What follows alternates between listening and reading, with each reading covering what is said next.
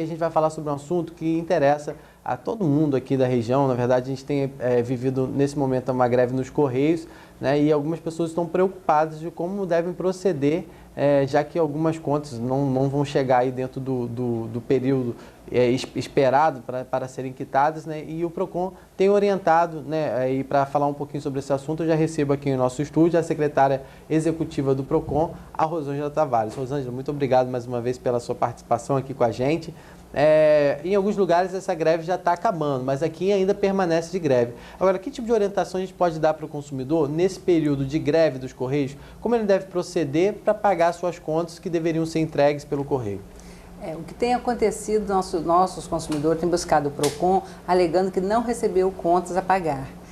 É compromisso do consumidor o pagamento dessas contas. Ele pode buscar a segunda via pela internet, entrar em contato com o fornecedor, se é conta de água, luz, telefone, vai nas lojas aqui em Campos mesmo, entra em contato, ele tem que mostrar que de alguma forma ele tentou o pagamento. Só mesmo se não conseguiu é que poderá ficar isento de juro. Então a responsabilidade, lembrar mais uma vez, é do consumidor.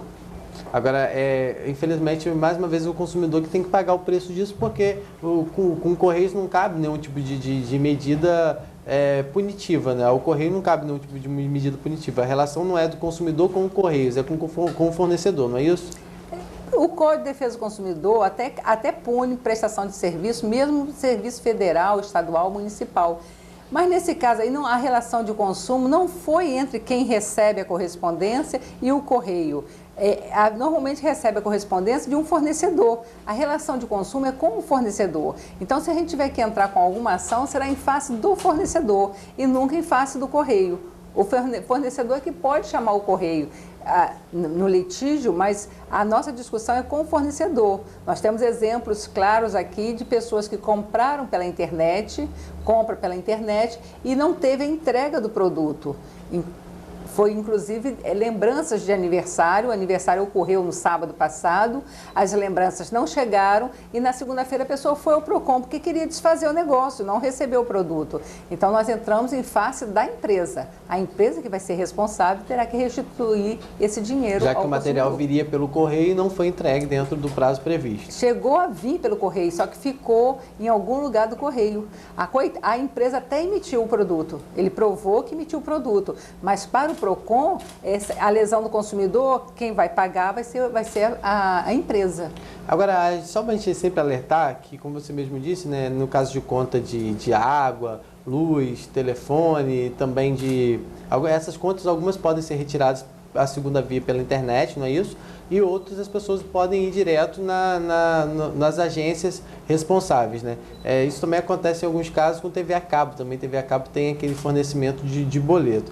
Agora, uma outra alternativa também é através de débito em conta, né? Isso também é possível, no caso, para evitar esse tipo de problema, né? Débito em conta, pode pagar no caixa eletrônico, pode pagar em casas lotéricas. Às vezes, tendo só o acesso ao número do código de barras, é possível quitar esse pagamento. Mesmo em casas lotéricas. Essa é a orientação ao consumidor. Ele tem inúmeras formas.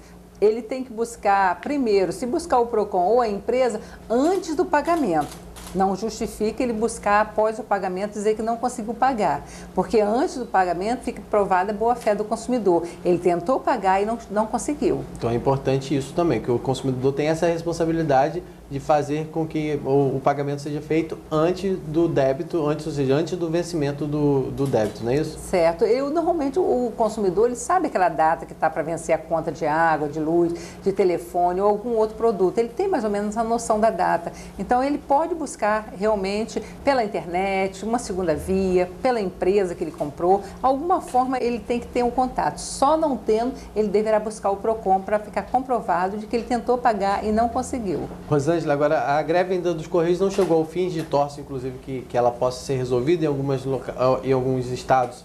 O Correio já voltou a funcionar, mas aqui em cidades o Correio já voltou a funcionar. Aqui em Campos isso ainda não ocorreu e a gente está na iminência de mais uma paralisação dos bancários. Ou seja, imagine uma paralisação dos Correios junto com uma paralisação dos bancários, né? O que isso não vai interferir, não vai mudar na vida do consumidor, né? Hoje, inclusive, teve uma passeata pelas ruas da cidade, aí, dos bancários, dos sindicatos bancários, né, já orientando que os bancos vão parar a partir do dia 27. Né? E como é que o PROCON está vendo isso? Já está preocupado com relação a isso? Porque sempre o consumidor é que acaba sofrendo, e vocês inclusive buscam medidas judiciais para que o consumidor seja lesado o mínimo possível, né?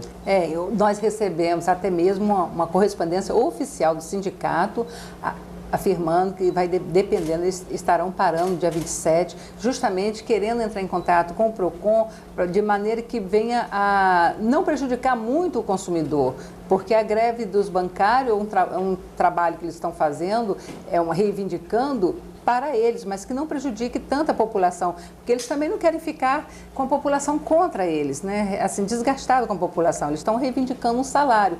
E tentou passar para o PROCON que eles vão tentar, existe uns 30% que vão respeitar. Agora, orientar nossa população que o serviço bancário, o serviço de compensação, ele continua apesar da greve.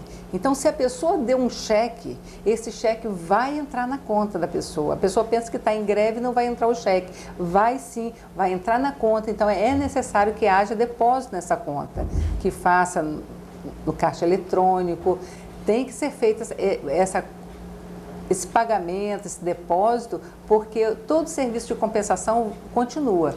Agora, sempre a gente alertar que a greve dos bancos geralmente são greves longas, né? E vocês sempre têm aquela preocupação que durante o período de greve as contas que vencem e só podem ser pagas nos bancos, que o consumidor tem, através da justiça, a isenção dos juros, não é? E como é que funciona isso? Vocês já estão pensando em providenciar, assim como na última greve, uma medida como essa? Nossa preocupação, normalmente, o que já é lei, o respeito ao sábado, domingo e feriados. Já é lei de que nos sábados, domingo e feriado, no dia seguinte, o dia útil seguinte, será recebido o que venceu naquele período sem a cobrança de juro. Mas não é lei no caso de greve. Então, a gente precisa fazer todo esse trabalho, buscar junto à justiça, a defesa do consumidor, a garantia nesse período de greve. Agora, temos que ter o cuidado, nós temos conseguido essa defesa do consumidor nesse período de greve, quando ele prova que tentou de todos os meios e não conseguiu. Ou porque era um valor acima de R$1.000, não podia pagar em lotérica, ou porque não tinha que pagar realmente no caixa. Agora, tem que ter cuidado também, as pessoas estão vendo que está sendo prevista uma greve. Tente pagar tudo que estiver vencendo nesse período anterior à greve. Vencimento dia 25, 26, se estão falando que a greve vai ser dia 27, porque na greve passada houve um desgaste muito grande. As pessoas tiveram contas vencidas um dia antes. Da paralisação, por exemplo, no dia 27 venceu no dia 26. Venceu no dia 26. E eles deixaram para pagar no outro dia, entendeu? Só que esse outro dia não aconteceu de estar com as portas abertas, foi abrir um mês depois. O que aconteceu? Eles tiveram que pagar todo esse juro. De um mês. De um mês. Aí acharam assim uma covardia, porque eles teriam condições de pagar no dia seguinte e o banco estava fechado. Quer dizer, eles tinham condições de pagar e não pagaram porque o banco estava fechado. Mas o que foi considerado? Que eles já estavam inadimplentes. Já havia vencido a conta deles. Ou seja, o consumidor pagou o preço mais uma vez. Pagou esse juro, não teve jeito. Tentamos ajudar, foi uma coisa à parte, porque nós tentamos, junto à Justiça, justamente tudo que vencia durante a greve. E é sempre pode deixar ressaltar, para quem está nos ouvindo, que essa decisão da Justiça vale apenas para aqueles que não encontraram outros meios para pagar, não é isso? Porque a gente tem outras alternativas durante a greve dos bancos para estar quitando alguns débitos, caso a lotérica aceite pagamento até um determinado valor. Temos também os correspondentes bancários, então é sempre bom de destacar isso. Ou seja, que essa decisão da Justiça vale apenas para aquelas pessoas que tentaram de toda forma fazer o pagamento e não conseguiram, não é isso? Não conseguiu. Deixar claro, porque até hoje tem bancos ainda respondendo processo ao PROCON, alegando que havia outra forma de pagamento e mostrando que havia outra forma de pagamento, quer seja um extrato pela internet, quer seja uma segunda via, ou mesmo um extrato no caixa eletrônico. A pessoa tem que ter essa noção. O caixa eletrônico você pode tirar também boleto. Há bancos que já emitem até boleto pelo caixa eletrônico. Você solicitando, você tem o boleto também. Entendi. E a pessoa pode quitar esse boleto direto no caixa eletrônico? No caixa eletrônico. Ele dá para fazer esse pagamento. Tem que ter esse cuidado. porque tem até aquele problema de pós-greve, aquelas filas todas, até isso os bancos estão recorrendo, dizendo que eles estavam numa fase muito difícil de pós-greve e o banco estava tumultuado. Quer dizer, ainda temos esse problema, os bancos recorrem sempre. Eles sempre buscam alguma forma de estarem aí fugindo desse tipo de multa, na verdade, de autuação, né? Nem sempre multa, mas de estarem sendo autuados, principalmente aqui em Campos, que a gente sabe que os bancos, quando são autuados, eles acabam indo para o cadastro nacional, não é isso? Então aqui em Campos a gente tem essa diferença, né, em relação aos outros locais, que aqui quem age mal com o consumidor acaba tendo seu nome aí na lista nacional, não é isso? Essa foi a vantagem, né? Essa foi a vitória da prefeita Rosinha de ter conseguido colocar o nosso PROCON junto com o Ministério da Justiça. Ela elevou o nome do PROCON, né, junto à parte nacional, a nível nacional.